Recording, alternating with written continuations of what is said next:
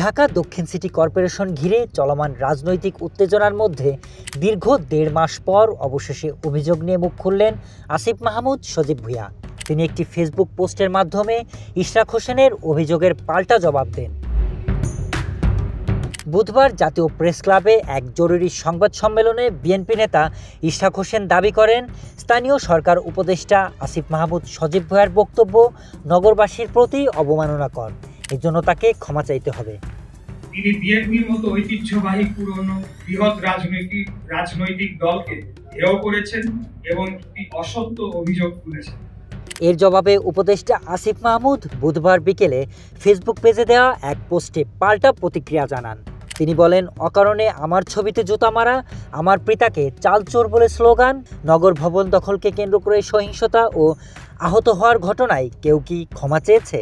তিনি আরও লেখেন, কিন্তু আমাকে ক্ষমা চাইতে বলা হচ্ছে, কারণ আমি বলেছি এই আন্দোলন কিছু নেতার প্ররোচনায় হয়েছে। আমি সত্য বলেছি এবং ইশরাকও তা জানেন। পোস্টে তিনি আরও দাবি করেন, তাকে কৌশলে নেগোসিয়েশন ট্র্যাপে ফেলার বিষয়টি ইশরাক একাধিক পরিচিত জনের কাছে স্বীকার করেছেন।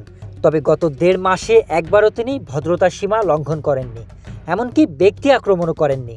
কিন্তু এর মানে এই নয় যে অন্যায়ের কোনো জবাব দেওয়া হবে না। এছাড়া তিনি হুঁশিয়ারি দিয়ে জানান, ইতিহাস প্রত্যেককে তার প্রাপ্য বুঝিয়ে দেয়। এর আগে ইশরাক হোসেনের শপথ গ্রহণের দাবিকে কেন্দ্র করে দীর্ঘদিন বিক্ষোভ চলে নগর ভবনের সামনে। এ সময় ইশরাক হোসেন সহ আন্দোলনকারীরা শপথ গ্রহণের বাধা হিসেবে উপদেষ্টা আসিফ মাহমুদকেই দায়ী করেন। এমনকি তার প্রতীকী মূর্তিতে জুতা মেরে ক্ষোভ প্রকাশ করেন আন্দোলনকারীরা। বৈধতা বহাল রাখা গ্যাজেটকে পুরো অন্তর্বর্তীকালীন সরকার বৈধতা দিচ্ছে না বা মানছে না। বিএনপি ও সরকার পক্ষের এই পাল্টাপাল্টি অবস্থান নগর ভবন ইস্যুকে ঘিরে রাজনৈতিক উত্তেজনাকে আরও তীব্র করে তুলেছে, আর এমনটাই মনে করছেন বিশ্লেষকরা।